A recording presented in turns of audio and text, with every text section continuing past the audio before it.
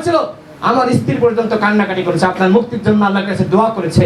এরকম আমরা যে উপদেষ্টাদের সাথে দেখা করতে গিয়েছি তারা এই কথা বলেছে। আজকে গণ অধিকার পরিষদ এগিয়ে যাচ্ছে, আজকে যুব অধিকার পরিষদ সেখানে অগ্রগণ্য ভূমিকা রাখছে। তারা যে দাবি নিয়ে আজকের এই আয়োজন করেছে, বৈষম্য মুক্ত চাকরি ও কর্মসংস্থানকে মৌলিক অধিকার হিসেবে সাংবিধানিক স্বীকৃতি। আজকে দেখেন হাজারো ছাত্র বেকার, হাজারো যুবক বেকার, কর্মসংস্থান সৃষ্টি করা সম্ভবপর হয়নি। এই সরকার এসেছে, এই সরকার অনেক কিছু পারবে না, কারণ এই সরকারের কাঠামো দুর্বল এবং ছোট। সেই জায়গায় আগামীতে নির্বাচিত সরকার আসলে অবশ্যই এই দাবি, আমরাও তো সরকারে থাকবো, কারণ আমাদেরকে বাদ দিয়ে বাংলাদেশ কোনো সরকার হতে পারে না। গণ অধিকার পরিষদ যে ভূমিকা রেখেছে অবশ্যই তারা সরকারে থাকবে এবং তাদের এই দাবি বাস্তবায়ন করা হবে। কর্মমুখী শিক্ষা ব্যবস্থা প্রণয়ন এবং বাস্তবায়নে অগ্রাধিকার। কর্মমুখী শিক্ষার পাশাপাশি যদি আপনি তাকে প্রশিক্ষণ না দেন, যেটি বিদেশে হয়ে থাকে, আমরা দেখি যে সেখানে বিশ্ববিদ্যালয়ের ছাত্ররা 2 ঘন্টা করে বিভিন্ন প্রতিষ্ঠানে তারা চাকরি করে, পার্ট টাইম চাকরি, এবং এভাবে তাদের যে পড়াশোনার খরচ তারা সেটি কিন্তু সেই চাহিদা পূরণ করতে পারে। বাংলাদেশেও সেই কর্মমুখী শিক্ষা ব্যবস্থা চালু করতে হবে। আবেদন ফি, অবৈধ সুপারিশ, যে কোনো জামানত এবং বয়সসীমা মুক্ত চাকরির ব্যবস্থা। অবশ্যই চাকরিতে আবেদন ফি পুরোপুরি আমার মনে হয় বাতিল করা সম্ভব হবে না। সেক্ষেত্রে সেটি কমানো কিভাবে যায় সেজন্য উদ্যোগ নিতে হবে, আপনাদেরকে কথা বলতে হবে, আন্দোলন চালিয়ে যেতে হবে। এবং চাকরির বয়স সীমা নিয়ে অনেক আন্দোলন হচ্ছে, 35 বছর দাবিতে আন্দোলন হচ্ছে দীর্ঘদিন ধরে। আওয়ামী লীগ যখন জোরপূর্বক ক্ষমতায় ছিল তারা বলেছিল যে আমরা বয়স বৃদ্ধি করব, তারা বৃদ্ধি করে নাই। আমরা মনে করি বর্তমান ব্যবস্থায় অবশ্যই চাকরির বয়স বাড়ানো দরকার। অন্তর্বর্তীকালীন সরকারকে বলবো যে আপনারা একটি কমিশন গঠন করেন, কমিশন গঠন করার মাধ্যমে উদ্যোগ নিন যে 30 থেকে বয়স বাড়িয়ে কত করা যায়, সেটি 32 নাকি 35, সেটি একটি কমিটি গঠন করার মাধ্যমে উদ্যোগ নেওয়া হোক। আমরা স্পেসিফিক ভাবে বলছি না, কারণ অনেকে 32 চাই, অনেকে 35 চাই, তা আমরা কোন পক্ষে যাব? যে কারণে আমরা চাই যে একটি কমিশন গঠন করে যৌক্তিকতা বিচার করে বয়স বাড়ানো হোক। তারা আমাদের যুব নেতৃবৃন্দ বলছে যে প্রশিক্ষণ কেন্দ্র তৈরি এবং স্থানীয় উৎপাদন বৃদ্ধি করতে হবে। অবশ্যই এটি যৌক্তিক দাবি এবং এই দাবির প্রতি আমরা সংহতি জানাচ্ছি। বেকারদের সুদবিহীন ঋণ, এই দাবি তারা করছে। দেখেন পুরো বাংলাদেশকে যে সুদমুক্ত করা দরকার। আজকে সুদের কারণে আমরা দেখেছি গ্রামগঞ্জে সাধারণ মানুষ কিভাবে নিপীড়িত হয়, ঘরের চাল খুলে নিয়ে যায় যদি আপনি কিস্তি না দিতে পারেন। সুতরাং এই যে সুদের ব্যবস্থা, এই ব্যবস্থাকে ধ্বংস করতে হবে। সুদ কখনোই একটি দেশকে এগিয়ে নিয়ে যেতে পারে না। সুতরাং সুদের ব্যবস্থার বিকল্প ব্যবস্থা আমাদেরকে গড়ে তুলতে হবে, সেজন্য আমাদের সকলকে কাজ করতে হবে।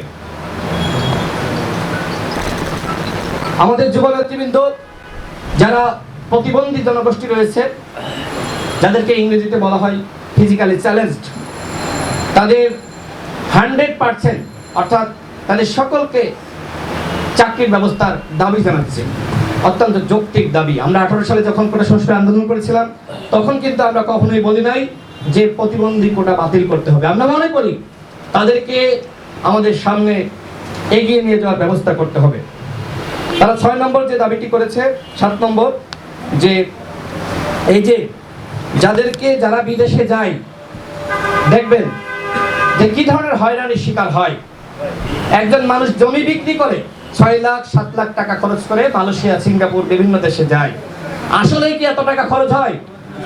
এত টাকা খরচ হয় না। আমরা দাবি করছি যে সরকারের পক্ষ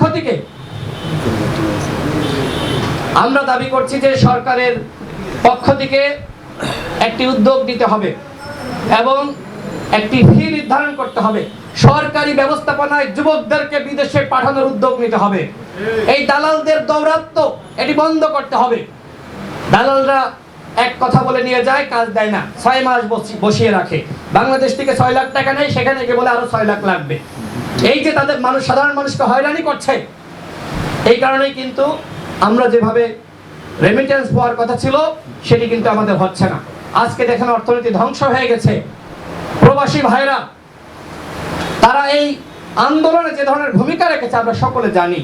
বাংলাদেশ থেকে শুরু হয়েছিল স্টেপ ডাউন আন্দোলন, আর তারা রেমিটেন্স তারা শাটডাউনের ঘোষণা দিয়েছিল। প্রবাসীরা যদি রেমিটেন্স শাটডাউন না করত, রিজার্ভ যদি সংকটে না পড়তো, তাহলে এই শেখ হাসিনা বিদায় নিত না। আমরা দেখেছি এই আন্দোলনের প্রভাব কিভাবে পড়েছে, এবং সেই বক্তব্য কিন্তু ওই স্বৈরাচারের দোসর পলক দিয়েছিল যে তোমরা রেমিটেন্স পাঠাও। কিন্তু প্রবাসীরা বলেছে প্রয়োজনে আমার স্ত্রী সন্তান এক সপ্তাহ না খেয়ে থাকবে, তাও আমরা সরকারের পতন চাই, আমরা আগামী 3 মাস কিন্তু রেমিটেন্স পাঠাবো না। আমরা প্রবাসীদেরকে স্যালুট জানাই গণ অধিকার পরিষদের পক্ষ থেকে যে তারা যে ভূমিকা রেখেছে। আমি বক্তব্য শেষ করব, সর্বশেষ যেটি বলতে চাই, এই দেশকে গড়তে হলে জাতীয় ঐক্য এবং সংহতির বিকল্প নাই।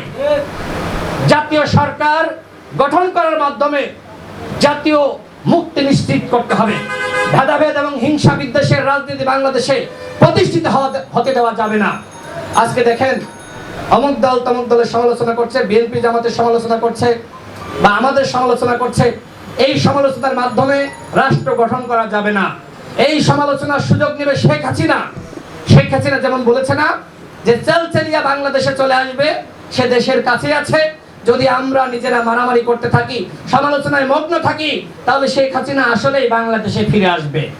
শেখ হাসিনাকে বাংলাদেশে ফিরে আসতে দেওয়া যাবে না। শেখ হাসিনা যে অপরাধ করেছে সে এমনি এমনি ফিরে আসবে আমরা মেনে নিব? তাকে ওই ভারত থেকে গ্রেফতার করতে হবে। বন্দি চুক্তির বিনিময়ে ভারত থেকে গ্রেফতার করে তাকে বাংলাদেশে ফিরিয়ে আনতে হবে। আর আওয়ামী লীগকে আপনারা নিষিদ্ধ করবেন না কেন? গণহত্যার দায়ে ছাত্রলীগ, যুবলীগ, আওয়ামী লীগকে নিষিদ্ধ করতে হবে। আগামী নির্বাচনে আওয়ামী লীগ অংশ নিতে পারবে না, সেই ব্যবস্থা নিশ্চিত করতে হবে।